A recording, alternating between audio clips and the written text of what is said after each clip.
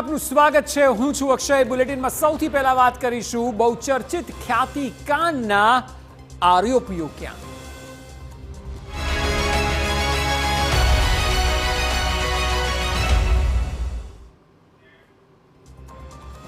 તો અમદાવાદની ખ્યાતિ હોસ્પિટલ પહેલેથી જ કુખ્યાત છે। આવું એટલા માટે કારણ કે હવે હોસ્પિટલનું વધુ એક કૌભાંડ સામે આવ્યું છે।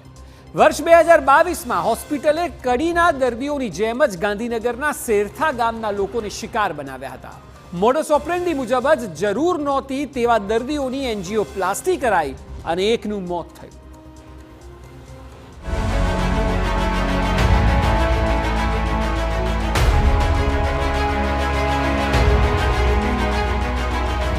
ખ્યાતિનો કુખ્યાત ઇતિહાસ।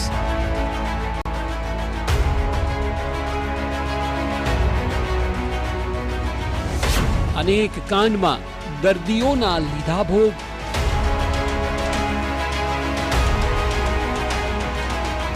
બે 2022માં પણ કડીવાળી ગેમ।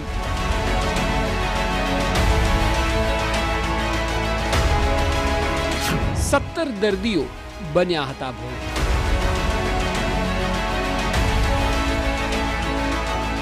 જેમ જેમ સમય વીતતો જાય છે તેમ તેમ ખ્યાતિ હોસ્પિટલના નવા કાંડ સામે આવી રહ્યા છે। આ જે લોકોને આપ ટીવી સ્ક્રીન પર જોઈ રહ્યા છો તેઓ તમામ આ હોસ્પિટલનો ભોગ બની ચૂક્યા છે। આ લોકો ગાંધીનગર જિલ્લાના શેરથા ગામમાં રહે છે।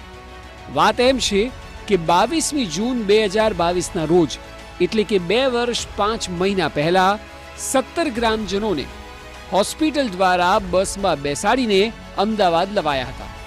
તે સમયે 17 લોકોમાંથી 9 લોકોની એન્જિયોપ્લાસ્ટી કરી દેવામાં આવી હતી। માસૂમ ગ્રામજનોને ડર બતાવીને એન્જિયોપ્લાસ્ટી કરી અને સ્ટેન્ટ મૂક્યાનો આરોપ પણ કડીની જેમ જ અહીંના દર્દીઓ લગાવી રહ્યા છે। કોઈ સપના વિચાર નતો। હું તો ખેતરમાંથી આવ્યો બતાવવા ગયેલો। અમે તો ખેતી કરીએ કોમ કરતા હતા ને બોલાયા હતા અને કે તમારા સ્ટેન્ડ બંધ નળી બંધ છે 2 અને 1 નોખી દઈએ એવું કહીને લઈ ગયેલા। એ લોકોએ જોર જોર કર્યું એટલે કે તમારી નળી બ્લોક છે 2 નળી એટલે ભાઈ અમારા છૂટકો ને અમારે એમએસી કે કરાવી દો હતા। પછી ગભરાઈ મારે બસ એટલે પછી અમારે તો રાતે 6 વાગે પેલા એમાં લઈ લીધા અને કરી દીધું। શેરથાના તમામ દર્દીઓની એન્જિયોપ્લાસ્ટી ડોક્ટર કલ્પેશ હંસોરાએ કરી હતી અને અમે જ્યારે આ તમામ લોકોના રિપોર્ટ જોયા તો તેમાં તેમના નામનો ઉલ્લેખ પણ જોવા મળી રહ્યો છે। હદ તો ત્યારે થાય છે કે જ્યારે હોસ્પિટલ જે લોકોની જોડે આયુષ્યમાન કાર્ડ નહોતા તે તમામના કાર્ડ કાઢી આપતી હોવાની વાત કરે છે। લોકોને કહે છે કે કાર્ડ અમે કઢાવી દઈશું, તમે ઓપરેશન માટે હા પાડો, કારણ કે આ કરવું જ પડશે। બાદમાં લોકો ડરી જાય છે અને કોઈ વિકલ્પ રહેતો નથી। જેમની જોડે આયુષ્યમાન કાર્ડ હોય એમનું જો નીકળે તો એ તાત્કાલિક કાર્ડ દેતા હતા, ના નીકળે તો એ લોકો રિટર્ન કરતા હતા। અમારે નહોતું આયુષ્યમાન કાર્ડ, અમે કાઢવા આપેલું હતું તો એ વખતે કે અમે તમારા ઓટીપીલા નંબર ઉપરથી અમે તમારું આયુષ્યમાન કાઢીશું અને તમારે આ જરૂરત છે કે તો તમારે કરવું જ પડશે કે। સાંભળ્યું કેટલી આઘાતજનક બાબત છે। માસૂમ ગ્રામજનોને ડર બતાવી એન્જિયોપ્લાસ્ટી કરીને સ્ટેન્ટ મૂકી દીધા। આ તમામ લોકોનું હવે કહેવું છે કે અમે હજી પણ આઘાતમાંથી બહાર નથી આવી શકતા।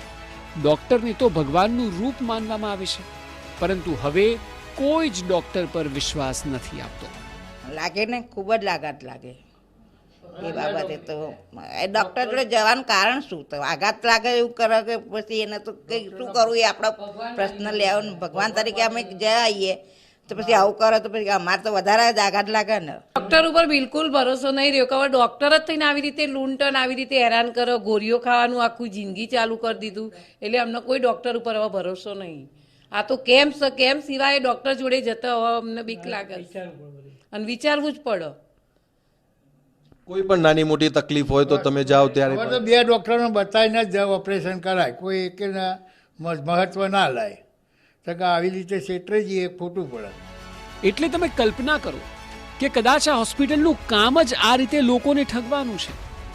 ગામોમાં ખોટા કેમ્પ કરવાથી લઈને આયુષ્યમાન કાર્ડવાળા દર્દીઓને હૃદય બાબતે ગભરાવવા અને જ્યારે તેઓ ગભરાઈ જાય એટલે તેઓના ખોટા ઓપરેશન કરીને સ્ટેન્ટ મૂક્યા બાદ પીએમજેએવાયના નામે લાખો રૂપિયા સરકાર પાસેથી વસૂલવા।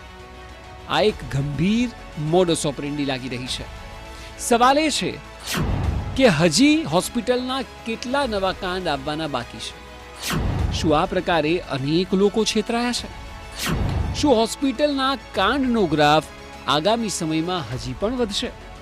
શું હજી પણ અનેક કિસ્સાઓ સામે આવવાના બાકી છે? આ સવાલ થવા ખૂબ જ સ્વાભાવિક છે, કારણ કે કડીનું કાંડ જ્યારે બહાર આવ્યું ત્યારે ખળભળાટ મચી ગયો. પરંતુ હવે કડી બાદ શેરથા ગામનું 2022નું સેમ એવું ને એવું જ કાંડ બહાર આવ્યું છે. જો આખા કેસમાં સઘન તપાસ થશે તો અનેક બીજા મોટા કાંડ સામે આવી શકે છે.